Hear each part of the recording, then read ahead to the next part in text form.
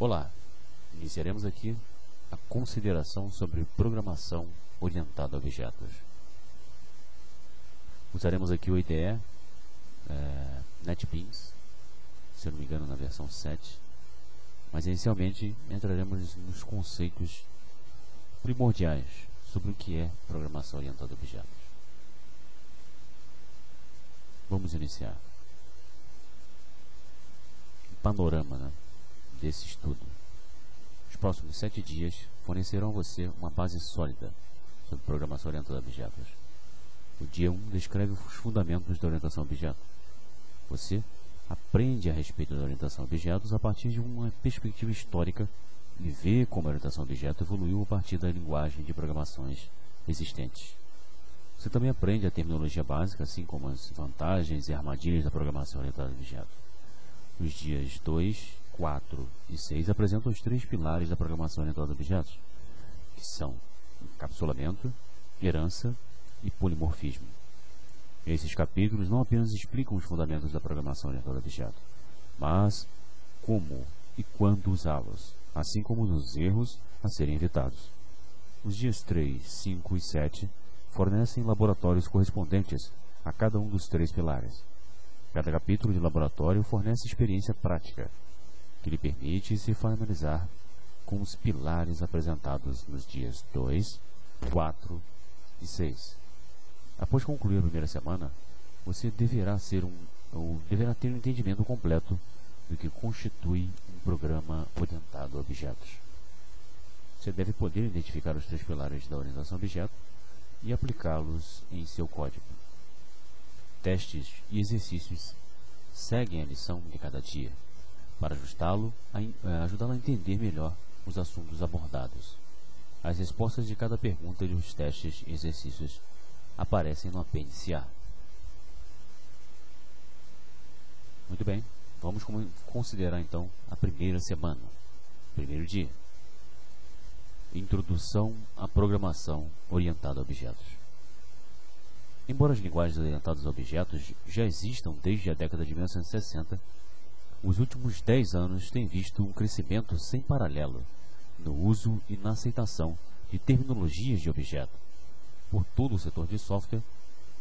Embora tenham começado como algo secundário, sucessos recentes como Java, Corba e C++ têm impulsionado as técnicas orientadas a objetos para novos níveis de aceitação. Isso não é por acaso. Após anos presa nos conceitos acadêmicos e tendo de lutar uma árdua batalha contra as práticas entrincheiradas, a programação orientada a objetos amadureceu até o ponto onde as pessoas são finalmente capazes de perceber as promessas que a técnica contém. No passado, você tinha de convencer seu chefe a permitir o uso de uma linguagem orientada a objetos. Hoje, muitas empresas obrigam o seu uso. É seguro dizer que as pessoas estão finalmente ouvindo. Se você está vendo este livro, finalmente foi convencido. Provavelmente é alguém com um nível intermediário de experiência em programação. Se você conhece C, Visual Basic ou Fortran, já estava nas imediações, mas decidiu que precisa dar uma séria olhada na programação orientada a objetos e torná-la parte de seu conjunto de habilidades. Mesmo que você tenha alguma experiência com a linguagem orientada a objetos, esse livro pode ajudá-lo a sofisticar seu entendimento em orientação a objetos. Mas não entre em pânico. Caso você não esteja familiarizado com a linguagem orientada a objetos, embora este livro use Java para ensinar conceitos, de orientação a objeto, um conhecimento prévio de Java não é necessário. Se você ficar confuso ou precisar de um lembrete da sintaxe, basta consultar o apêndice B, resumo do Java. Se você precisar de orientação a objeto para se manter no mercado, terminar seu projeto mais recente ou satisfazer sua própria curiosidade, então veio ao lugar certo. Embora nenhum livro possa ensinar tudo que há em relação à orientação a objeto, este livro promete fornecer uma base sólida em orientação a objeto. Com essa boa base, você pode começar a praticar a programação orientada a objeto. E assim, mais importante, a fundamentação fornecerá a base durável que você precisa para continuar a aprender e, finalmente, dominar esse paradigma de programação. Hoje você aprenderá programação orientada a objetos em um contexto histórico, a base da programação orientada a objeto, as vantagens e objetivos da programação orientada a objetos, as falácias e armadilhas comuns associadas à programação orientada a objetos. Programação orientada a objetos em um contexto histórico.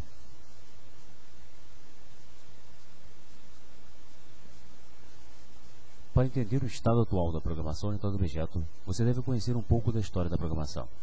Ninguém conheceu a programação orientada a objeto da noite para o dia.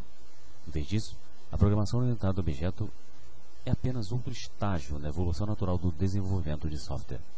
Com o passar do tempo, se tornou mais fácil identificar as práticas que funcionam e as que comprovadamente falham. A programação orientada a objeto combina práticas comprovadas e testadas o mais eficientemente possível. Novo termo. Orientação a objeto, a abreviatura OO, de orientação a objeto. OO é um termo geral, que inclui qualquer estilo de desenvolvimento que seja baseado no conceito de objeto. Uma entidade que exibe características de comportamentos. Você pode aplicar uma estratégia orientada a objeto na programação, assim como na análise e no projeto. Você também pode dizer que OO é um estado da mente, uma maneira de ver o mundo todo em termos de objetos. Simplesmente, a OO contém tudo que pode ser dominado como orientação ou orientado a objetos. Pode ser tudo, né? Denominado como orientado a objetos. Você vai ver o termo OO muitas vezes nesse livro. Precursores da programação orientada a objetos. Atualmente, quando usa um computador, você tira proveito de 50 anos de refinamento. Antigamente, a programação era engenhosa.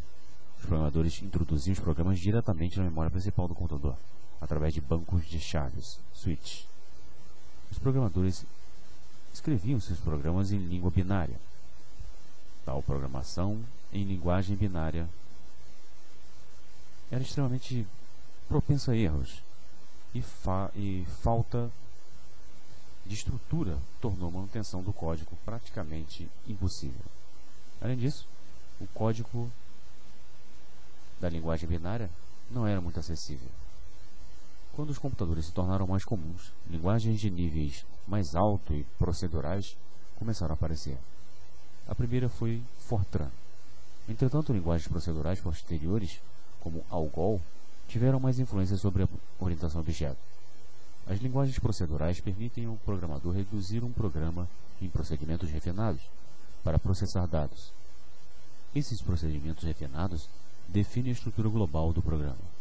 Chamamos sequenciais a esses procedimentos.